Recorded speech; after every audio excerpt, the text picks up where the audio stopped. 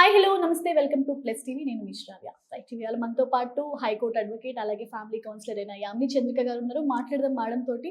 అంటే బయట జరిగే విషయాలు ఎలా ఉన్నాయంటే కొన్ని క్రిమినల్ కేసెస్ చూస్తున్నా, లేకపోతే కొన్ని పొలిటికల్ ఇష్యూస్ చూస్తున్నా, అసలు వీటి వెనకాల ఏం దాగుంది, అసలు వీటిని ఏ రకంగా చూడాలి, ప్రజలు ఎలా అర్థం చేసుకోవాలనే విషయాలు మేడంతో ఒకసారి డిస్కస్ చేద్దాం. నమస్తే మేడం. నమస్తే అమ్మా. AP politics madam. AP politics అంతా హాట్ గానే ఉన్నాయి. తెలంగాణ పాలిటిక్స్ తో పోలిస్తే హాట్ గా నడుస్తున్నాయి. ఎందుకంటే ముఖ్యంగా పవన్ కళ్యాణ్ గారి పేరెత్తితే చాలా హాట్ టాపిక్ అయిపోతుంది. సో ఇప్పుడు డిప్యూటీ సీఎం ఇష్యూ, సీఎం కావాలి అని చెప్పేసి ఇప్పుడు టీడీపీ వాళ్ళే చాలా మంది ఇది ప్రచారంలోకి తీసుకొచ్చారు. అంటే అటు లోకేష్ గారిని కూడా సీఎం అవ్వాలని, అటు మధ్యలో చంద్రబాబు నాయుడు గారిని ఏం చేద్దాం అనుకుంటున్నారో నాకైతే అర్థం కావట్లేదు. ఈ సీఎం అన్న మాట అంత ఈజీ అయిపోయిందా? సో దీని గురించి మీరు ఏం చెప్తారు? ఇదైతే లీగల్ పాయింట్స్ కాదు తల్లి, జనరల్ చిట్ చాటే. ఓకేనా, మన ఇద్దరం జనరల్ గా చిట్ చాట్ చేసుకుందాము, కామన్ టాపిక్స్ లాగే మాట్లాడుకుందాము. ఓకే, దీనిలో లీగల్ పాయింట్స్ ఏం లేవు, కొంచెం అనలిటిక్స్ మాట్లాడుకుందాం. ఇది సీఎం గారు చంద్రబాబు నాయుడు గారే ఉంటారులే, దానిలో డౌట్ ఏం లేదు. దానికోసం మనం ఎక్కువ వరి అవ్వద్దు, సీఎం కోసం ఎక్కువ వరి అవ్వద్దు. మనం వరి అవ్వాల్సిందంతా ఈ డిప్యూటీ సీఎం ఇష్యూ మీద జరుగుతోంది. ఇప్పుడు డిప్యూటీ సీఎం ఇష్యూ కూడా ఇది వరకు ఎక్కడ లేదులేమ్మా. ఇది ఇప్పుడు మోస్ట్లీ తిరుపతి ఇష్యూ అయిన దగ్గర నుంచి ఇది కాస్త బయటకు వచ్చినట్లుంది. అంతకుముందు ఇది ఎక్కడన్నా విన్నామా? వినలేదు కదా. ఈ టాపిక్ అసలు రాలేదు, సజావుగా సాగిపోతూనే ఉంది. వీళ్ళు కావాలని చెప్పి దీన్ని కొంతమంది యూట్యూబ్ అంటే కోపం వస్తుందేమోలే కానీ, మెయిన్గా మీ యూట్యూబ్లో కొన్ని ఫేమస్ ఛానల్స్, ఈ తెలుగుదేశానికి ఫర్గా ఉండే ఛానల్స్ రెండో మూడో ఉన్నాయి. వాళ్ళ పేర్లు ఎందుకు ఇప్పుడు మన ఇద్దరికి గొడవలు వస్తాయి. అవి ఆ ఛానల్స్ వాళ్ళు స్టార్ట్ చేశారు దీన్ని. ఓకే, వాళ్ళకి ఒక అభిప్రాయం స్థిరంగా ఉండదు. ఒకప్పుడు పవన్ కళ్యాణ్ ఎత్తినెత్తి ఎక్కించుకుంటారు, తర్వాత పవన్ కళ్యాణ్ని ఓడిద్దామంటారు, తర్వాత ఇప్పుడు చంద్రబాబు నాయుడు గారు అయిపోయారు, ఇంకా ఆయన అనటానికి కానీ లేకపోతే ఆయన్ని తీసేయటానికి కానీ ఏం లేదు. ఇప్పుడు లోకేష్ గారి మీద పడ్డారు. ఇప్పుడు లోకేష్ గారు వాళ్ళకి ఆశా దీపం లాగా, వాళ్ళ ఏమంటారు, వాళ్ళ వ్యూవర్షిప్ అనాలా, వ్యూవర్షిప్ లేకపోతే వాళ్ళ వీడియోస్కు ఆయన ఒక ఆశా దీపం లాగా కనబడి ఇంకా దాని మీద పడ్డారు. ఇప్పుడు డిప్యూటీ సీఎంని చెయ్యాలి, డిప్యూటీ సీఎంని చెయ్యాలి లోకేష్.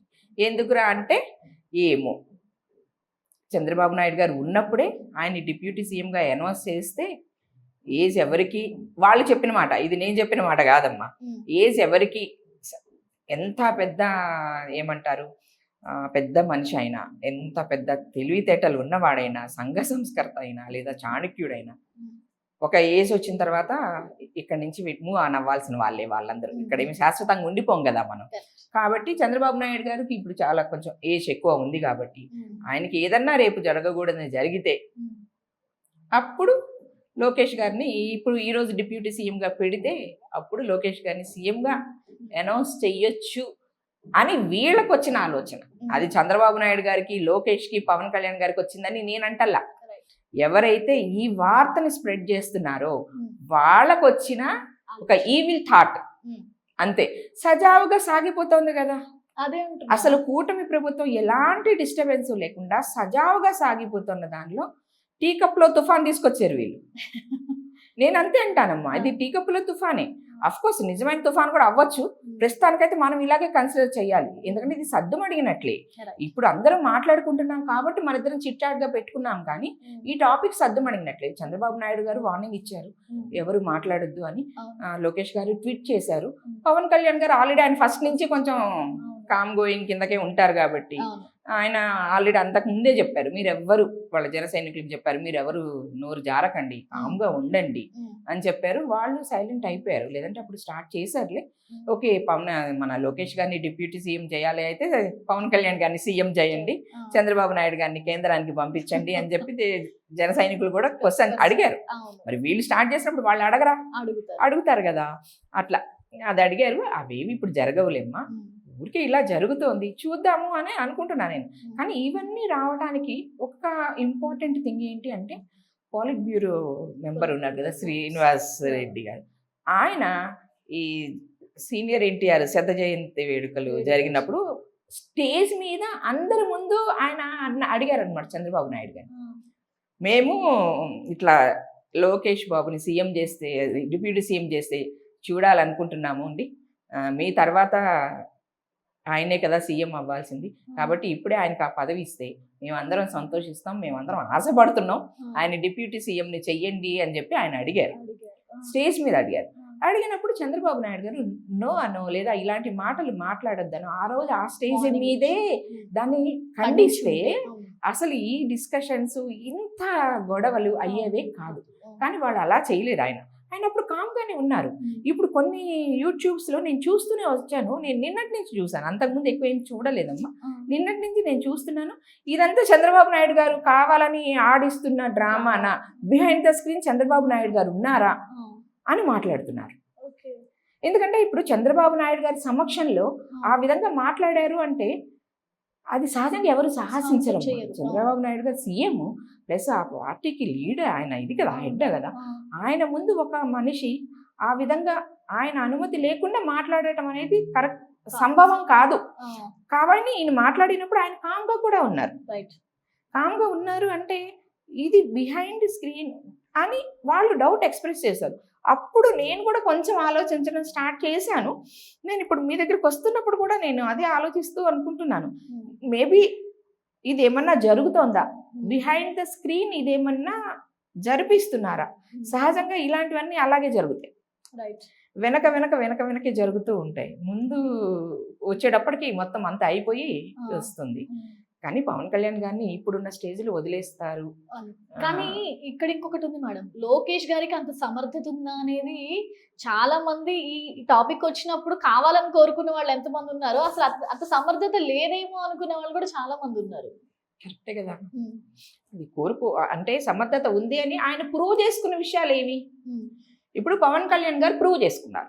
ఎందుకంటే 10 years బిఫోర్ ఆయన పార్టీ పెట్టారు, 10 years లో ఆయన ఒక సీటే గెలుచుకున్నారు, ఇప్పుడు కాకుండా బిఫోర్ ద ఎలక్షన్స్. అవునా? ఆ ఒక సీటు కూడా వైఎస్ఆర్సీపీ లాగేసుకుంది. అయినా ఆయన గట్టిగా నుంచున్నారు. 2 చోట్ల ఓడిపోయారు ఆయన. 2 చోట్ల ఓడిపోయి ఇంక అందరు అన్నారు దుకాణం సర్దేసుకుంటారు, పవన్ కళ్యాణ్ గారు ఇంట్లోనే కూర్చుంటారు, ఇంకా ఆయన బయటికి రారు అని. కానీ చాలా విచిత్రంగా 2 రోజులకు 3 రోజులకు ఆయన మళ్ళీ మామూలు అయిపోయి బయటకు వచ్చేసారు.